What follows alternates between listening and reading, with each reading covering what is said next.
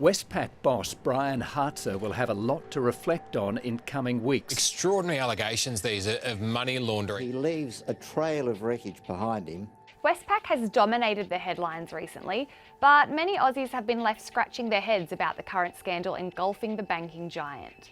So what is all the fuss about exactly? In a nutshell, it all started when Australia's financial intelligence agency AUSTRAC revealed it was investigating Westpac for alleged breaches of money laundering and counter-terrorism laws. In an application filed to the Federal Court of Australia, AUSTRAC argued Westpac allegedly failed to look into money terrorism financing risks related to the movement of money, pass on information about the source of funds, and keep records relating to the origin of some of the international transfers. AUSTRAC also alleges a failure to carry out due diligence on transactions to the Philippines and Southeast Asia where child exploitation risks are rife.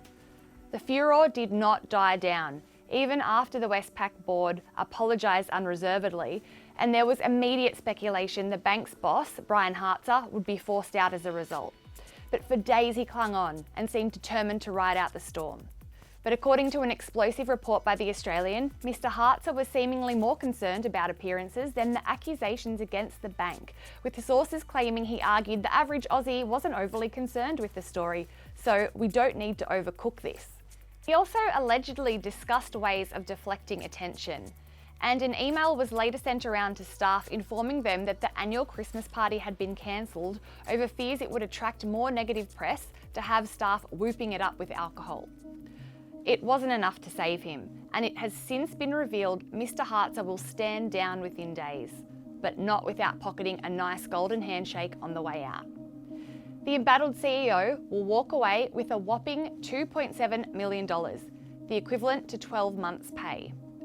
It's a sum that has outraged the Australian public in the wake of the scandal, especially given Mr. Hartzer's seemingly indifferent reaction to it, which ABC News Breakfast host Michael Rowland described as Brian Hartzer's Prince Andrew interview moment.